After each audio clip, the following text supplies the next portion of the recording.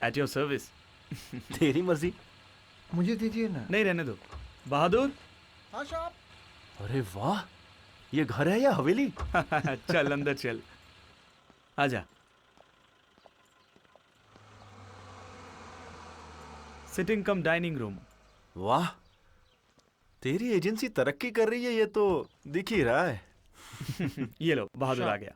बोल तो ये कौन है? पता है साहब, ये रंजन बाबू है। Very good. बैग लेके जा। चल ऊपर चल। सारे बेडरूम्स ना ऊपर के फ्लोर पे हैं। अच्छा, यह है मेरा कमरा ओके। और यह है तेरा। वाह, सही है, नाइस एंड कोजी। है ना? चल तू नहा धोकर फ्रेश हो जा। बहादुर तुझे चाय दे देगा और लंच भी वही देगा। तू कहाँ चला? बस आज के लिए माफ कर दे दोस्त, एक बार ऑफिस तो जाना ही पड़ेगा, पर कल से तेरे साथ ही रहूंगा पूरा दिन, प्रॉमिस। पक्का? कर भी क्या सकता हूँ। कोशिश करूंगा शाम तक वापस आ जाऊं। टाटा। हम्म। मिलते हैं। हम्म।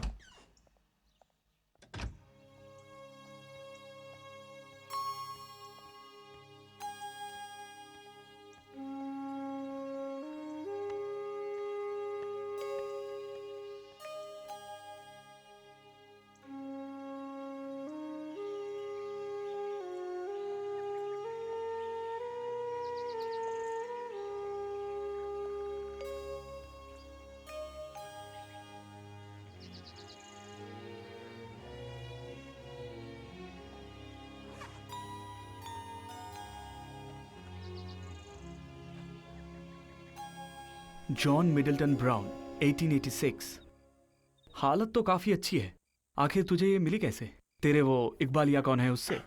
मकबूल। मकबूल। 100 रुपये मांग रहा था, मैंने कहा 50। आखिरकार 75 में मान गया। पर ये ब्राउन साहब करते क्या थे? इसी शहर के किसी हाई स्कूल में पढ़ाते थे। जॉन साहब ने ज्यादातर डायरी में अपने बारे में ही लिखा है। उसके अलावा कालिम्पोंग के बारे में भी लिखा है, पहाड़, पेड़ पौधे और अपने फूलों के बागीचे के बारे में भी लिखा है। यानी एवरग्रीन लॉज की। अच्छा। इसके अलावा इंग्लैंड में जो उनका पुश्तैनी मकान था उसकी बातें, उनके परिवार की बातें, उनकी बीवी का भी जिक्र हुआ है, एलिजाबेथ, जो अभी हाल ही में गुजर गई है। बाकी सब तो ठीक है, पर इस एवरग्रीन लॉज के पीछे तू कोलकाता से कालिम्पोंग तक आ गया, ये बात समझ में नहीं आई। साफ साफ बता क्या है। जरूर बताऊंगा। ये एवरग्रीन लॉज देखने आने के पीछे सिर्फ एक ही वजह है, साइमन। साइमन? साइमन नाम के एक इंसान का जिक्र हुआ है और कई बार जिक्र हुआ है, पर वो उनके क्या लगते थे क्या पता। उनके भाई या दोस्त या बेटे या भांजे, ये डायरी पढ़कर कुछ समझ में नहीं आया। पर एक बात साफ समझ आ गई कि ब्राउन साहब को साइमन से गहरा लगाव था। ये डायरी पढ़ने के बाद पता चला। ये रहा, यही तो लिखा है साइमन का नाम। और भी मिलेगा, कई बार मिलेगा। साइमन का साहस, दिमाग, साइमन का गुस्सा, उसका अभिमान, बदमाशी, उसका बचपना, इन सब के बारे में कई बार जिक्र किया है। यहां तक कि साइमन को किस चेयर पर बैठना अच्छा लगता था वो तक डायरी में लिखा हुआ है। Simon was not feeling well today. आज पूरा दिन साइमन से मिल नहीं पाया इसलिए अच्छा नहीं लग रहा है। ऐसी बातें भी लिखी है इस डायरी में। वही तो पढ़ रहा हूं। और लिखा है साइमन की दर्दनाक मौत के बारे में। 1886 22 सितंबर, शाम 7:30 बजे उनकी मौत हुई थी। 22 सितंबर ना, देखता हूं। अगले दिन सुबह सुबह ब्राउन साहब के एवरग्रीन लॉज में एक सड़े हुए यूकेलिप्टस पेड़ के नीचे साइमन की लाश मिलती है। 22 सितंबर। और ध्यान से देखा निक, अगले 1 महीने तक उन्होंने कुछ नहीं लिखा, और जितना लिखा है उसमें भी साइमन की मौत को लेकर शोक और हताशा के अलावा और कुछ खास नहीं है। ब्राउन साहब अपने देश लौट जाना चाहते थे, पर साइमन की आत्मा उनको अपने से दूर नहीं जाने दे रही थी, और ऊपर से धीरे धीरे उनकी तबीयत भी बिगड़ने लगी थी। I did not go to school today. ऐसी बातें तो कई जगह दिखेगी। लुकास नाम के एक डॉक्टर का भी जिक्र है, देख। डॉक्टर ब्राउन साहब को दवाई देकर उन्हें। ये क्या बात है? स्याही नीली से लाल कैसे हो गई? 2 नवंबर से, राइट? हाँ सही बोला। इसी 2 नवंबर की एक वाकयात ने तो मेरी क्यूरोसिटी इतनी बढ़ा दी है। ये क्या? फिर से साइमन के बारे में लिखा है। Sitting by the fire side in his favourite high back chair. Exactly. Simon मरकर भी ब्राउन को नहीं भूला और ब्राउन भी उससे वापस मिलकर बहुत खुश थे, यहां तक कि उनकी फेवरेट चेयर भी याद थी। एक बार ध्यान से देख, तकरीबन 1 महीना डायरी में कुछ नहीं लिखा था। जितना लिखा था उसमें भी सिर्फ खुशी जाहिर हुई है, क्योंकि हर रोज शाम को कम से कम एक बार साइमन की ब्राउन के साथ मुलाकात होती थी। मरने के बाद भी साइमन के भूत ने ब्राउन साहब को निराश नहीं किया। तू इन सब पे विश्वास करता है? अरे ये तो पढ़ के ही पता चलता है उनका मेंटल स्टेट सही नहीं था। Mental state? डायरी के लास्ट में क्या लिखा है, जरा ध्यान से पढ़। क्या लिखा है कि वो मुझे पसंद करता है और मरने के बाद भी वो मुझे पसंद करता है। ये बात जानकर मुझे बहुत खुशी हो रही है। ये बात एकदम स्ट्रेट टू द पॉइंट लिखी है। क्या तुझे अब भी लगता है कि उनका मेंटल स्टेट सही नहीं था? अरे यार, तो तेरा मतलब है कि आज के वक्त में अगर एवरग्रीन लॉज नाम की कोई जगह है भी तो वहां हर शाम साइमन साहब की आत्मा आती होगी। अब सवाल तो एक ही है कि क्या वो अजनबियों से भी मिलते हैं? जरा सोच, अगर हमने एवरग्रीन लॉज ढूंढ निकाला और फिर एक शाम हमने वहां गुजारी तो क्या हम भी साइमन के भूत को देख पाएंगे?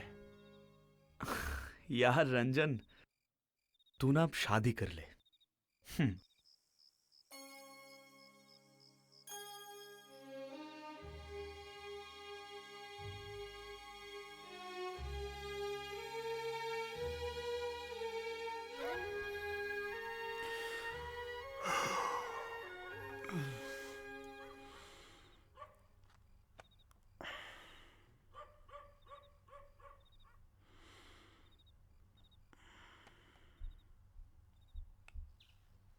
देख रंजन, तू जिस घर की बात कर रहा है ना, हो सकता है वो है। 100 साल कोई लंबी बात नहीं है, पर अगर वहां जाकर तू अगर भूत देखना चाहता है तो मैं तेरे साथ नहीं आऊंगा। मुझे पता है तेरे बारे में। स्कूल में सब तुझे ऐसे ही डरपोक नहीं बोलते थे। याद है वो संजय ने सफेद चादर ओढ़कर तुझे डराया था स्कूल में? बालीगंज सर्कुलर रोड पर वो राइडिंग स्कूल के सामने वाला ना। और अंकल खुद गए थे हमारे स्कूल के हेडमास्टर बीरेश्वर सर से शिकायत करने। इसलिए कह रहा हूँ दोस्त, मैं अच्छा हूँ। अभी के लिए शहर में तो कोई प्रॉब्लम नहीं है। भूत को ढूंढने जाना मतलब अपने पैर में कुल्हाड़ी मारना। तो आई एम आउट। आउट? तू कभी नहीं बदलेगा ना? अगर तुझे सच में जाना ही है, कंपनी देने वाले बहुत मिल गुड मॉर्निंग जाएंगे। अनिक। मॉर्निंग। यह है मेरे स्कूल का दोस्त Ranjan Sengupta. Rishikesh Banerjee. Nice to meet you. Thank you. बैठिए ना। तो फिर मिस्टर सेनगुप्ता, आप एवरग्रीन लॉज में साइमन के भूत से मिलने के लिए आए हैं? आपको मैंने इन्हें कल रात को तेरे डायरी के बारे में बताया। ब्रेकफास्ट? नहीं, शुक्रिया। थोड़ी सी चाय? चाय के लिए तो मना नहीं करूंगा। बहादुर, एक कप चाय दे दो। कल से यहाँ जो चाय पी रहा है ना, सब इन्हीं के टी गार्डन से है। अच्छा, एक्सीलेंट टी। शुक्रिया।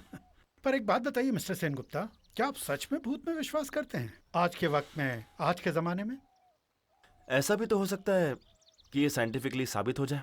मेरा मतलब आज नहीं, फ्यूचर में कभी ऐसा हो भी तो सकता है ना सर। क्यूरियोसिटी तो होती ही है।